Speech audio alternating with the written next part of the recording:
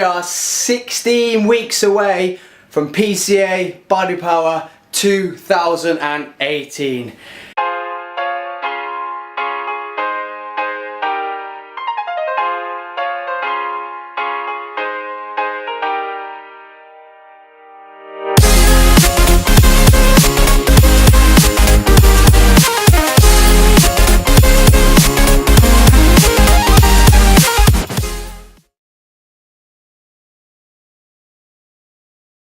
Can you see me?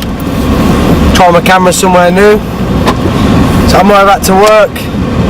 Got myself a sugar-free Monster.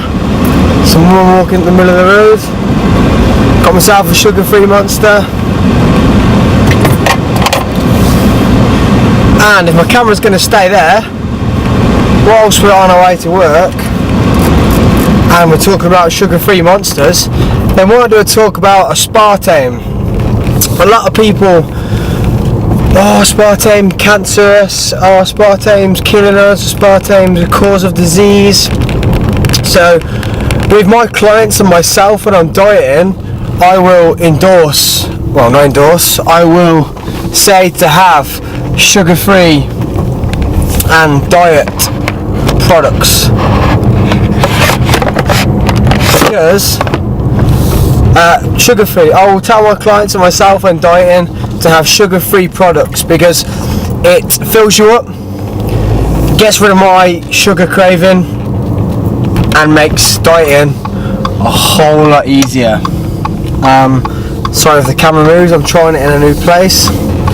So yeah, let's talk about aspartame and what these products have got in them to make them still taste nice but not have sugar in.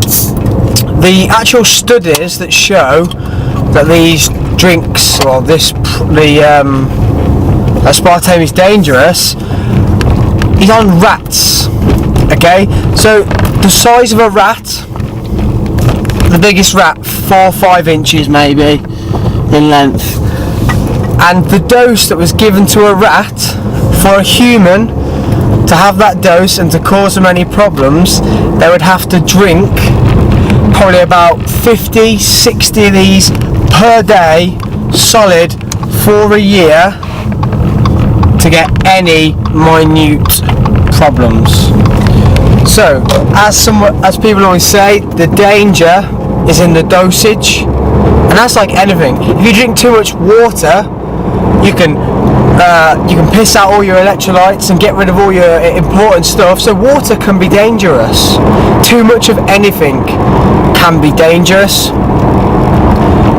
So what I'm trying to say is, if you drink monsters, I understand the sugared monsters, there is a whole lot of calories and a whole lot of sugar in a normal monster, but a sugar-free monster is just flavoured caffeine.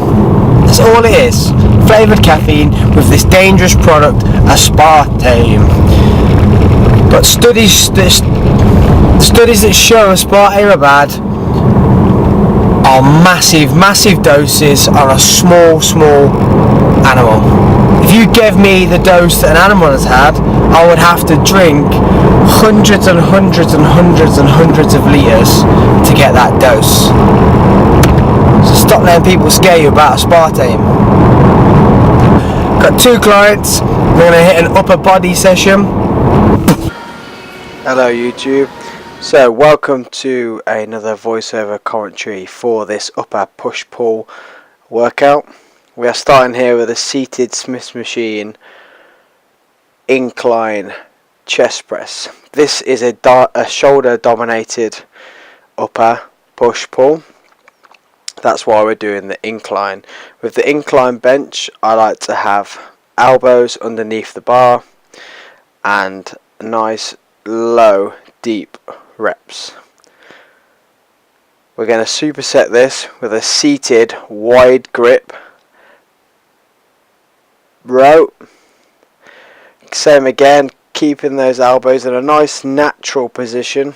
When we pull back, I allow a good hinge forward at the hips. As long as your core is engaged, you're allowed to hinge forward at the hips in my eyes, and a big squeeze at the back to squeeze those shoulder blades to get a good pinch and good contraction of the lat. As I say, we're supersetting, so we're now into our second set of heavy incline chest press. Something I'd like to do also when I'm doing incline chest press is keep my core engaged, to try and keep my back flat, whereas when you're doing a flat bench you arch your back slightly. I feel if you arch your back on an incline chest press, then you actually take the emphasis off the upper chest, and even though we can't split upper and lower chest, it keeps the emphasis off the upper of your chest and also the shoulders, which is what we're dominating in this workout. So wide grip also goes back to our shoulders. We're getting a good squeeze on the rear delts here, as well as mid trap and lat. So we've gone heavy on both of these exercises. We did 4 sets of each. I did do warm-up sets, but there's no point filming those warm-up sets for you guys. Just kill another angle here so you can see the good stretch I'm getting and the squeeze on the back. Stretch, squeeze, stretch, squeeze. I'm not bending in my core, I'm keeping my core nice and squeezed, so I'm hinging at my hips for this exercise. We're now going into a standing military press. I like to do this in front of the head, it just doesn't feel natural doing it behind. Some people do it behind the head. With this we're going to go down the reps, so we're going to try and go for 8 reps and a little bit heavier. See, I'm taking a staggered stance. I will try and switch my stance up though, left leg forward or right leg forward, just so we don't get any imbalances on the lower back, on the glutes when we're lifting. Nice controlled reps on the way down. I don't like to drop it, keep it controlled. If you're having to drop the weight before you press it, then it's too heavy for you guys. Just remember that. Control the negative and the positive rep. So control down and control up. Okay, I failed there. So what I do, jump in, take the weight down and finish the set. So don't just say, oh, it's a failed set. I'm going to take the weight down, and I've got 3 to 4 reps left, and I'm going to finish this set to get the work done. I think after this standing military press we're going to head over to a heavy one arm dumbbell row. So we'll be 4 exercises in then, guys. So yeah, now just finishing off that failed set with a lighter weight. Get it done. Heading on over to the single arm dumbbell row. Going on nice and heavy here. This is the first set, so it's not as heavy as I finish. With the single arm dumbbell row, I like to think that I am creating a curve. So from the front there, in the line with the bottle, a curve all the way back and pull it towards my belly button. So we're curving from in line with my shoulders, curving backwards towards the belly button, and trying to pull that dumbbell way past my body. It's not going to go that far, but that's the thought in my head, so I get the whole of my lats fully stretched and fully engaged. We're supersetting this single arm dumbbell row with a kneeling face pull. I would normally use ropes for this, but there was not any available, so I'm using handles, but I did get a really nice rear delt squeeze, so maybe using these handles in the future. So back into that single arm row because we're supersetting. This is our heavier set, so I think we've got 30 kg dumbbell, and we are doing a little bit of twisting at the bottom, but that to me is just getting a nice stretch on that lat. There's no twisting at the top, it's just a full on squeeze at the top and twist slightly at the bottom, but that's just twisting, stretching that lat out and stretching out the whole of the back, getting it all engaged. Little stretch there before we go into our final exercises. So this little superset I added in here was a little finisher. Just gotta look good in the mirror. No, it's a little finisher. I like to get an arm exercise in every day. So if it's a biceps or tricep exercise, just try and get it in. So I'm just hitting it here to burn out my shoulders, getting a good squeeze on the biceps, and then a nice seated shoulder press. The weight is quite light, but I'm getting tired now. I'm fit.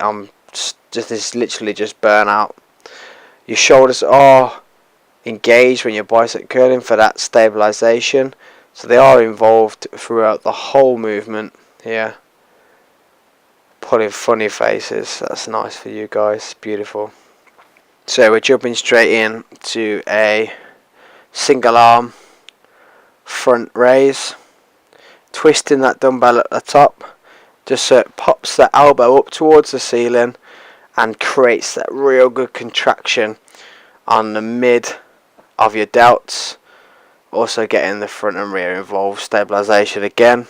But as you pop and turn that wrist, you engage more of that shoulder. Try not to shrug up though and get your trap involved. Make sure you keep it loaded on that medial delt and on the shoulders. Try to bounce too much. I'm bouncing a little bit, but I'm not really swinging my arms. The bounce is there just to keep a little bit of rhythm.